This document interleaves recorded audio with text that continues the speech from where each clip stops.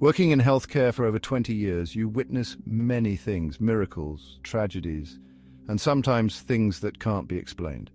The hospital becomes a second home, a place where the extraordinary and the mundane coexist. You get used to the rhythm of life and death, the constant hum of activity, and the occasional eerie silence that falls over the place. This story takes place in a small hospital, just 30 beds, but with decades of history in its walls. It was the kind of place where everyone knew each other, where the walls seemed to whisper secrets of the past. The hospital had seen generations of patients and staff come and go, each leaving behind a piece of their story. Beneath the hospital lay the old morgue. There was an elevator, the only one that connected the basement to the main floor where the nurses' station was located. This elevator had been there for as long as anyone could remember, a silent witness to countless events, both ordinary and extraordinary. And it had a peculiar habit of arriving at the main floor in the middle of the night. Its doors would silently open as if someone had called for it. The sound of the elevator arriving was almost imperceptible, a soft ding that echoed through the quiet halls. It was as if the elevator had a mind of its own, choosing the most unsettling times to make its presence known, but no one ever stepped out. The doors would open to reveal an empty elevator, its interior bathed in a cold, sterile light. Whenever this happened, my colleagues and I would brace ourselves because soon a patient would pass away. It was an unspoken rule among the staff, a grim expectation that we had come to accept over the years. It was almost like the elevator was some kind of messenger from the beyond, a harbinger of death, silently announcing its arrival. We tried to rationalize it, to find a logical explanation, but deep down, we all knew there was something more to it. Something that defied reason and logic, but that's not even the creepiest part. The elevator incidents were unsettling, but what happened next took things to a whole new level of strange.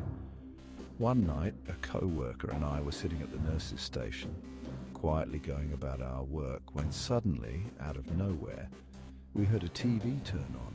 The sound was jarring, cutting through the silence like a knife. It was as if the TV had a mind of its own, choosing the most unexpected moment to come to life, and not just on, it was blaring, the volume cranked up to the max.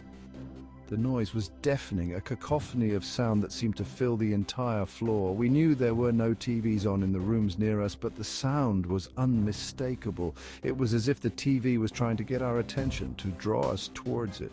So, my coworker and I started down the hall to investigate. Our footsteps echoed in the empty hallway, the sound of the TV growing louder with each step. We exchanged nervous glances, both of us feeling a sense of unease. It was as if we were being drawn into a trap, lured by the blaring noise.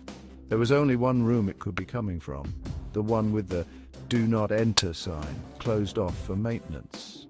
The sign was a stark reminder that the room was off limits, a barrier that we were about to cross. Every other room was empty. The silence in the other rooms was almost palpable, a stark contrast to the noise coming from the closed-off room. Reluctantly, we opened the door. The hinges creaked, the sound mingling with the blaring TV.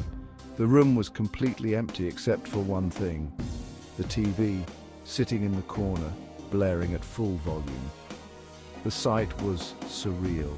The TV an incongruous presence in the otherwise empty room. Now, I don't know what came over me in that moment, but I walked into the room, calmly turned off the TV and said, "Stop that. There's a sick baby next door who needs to sleep. Please, be quiet." My voice was steady, but inside I was trembling.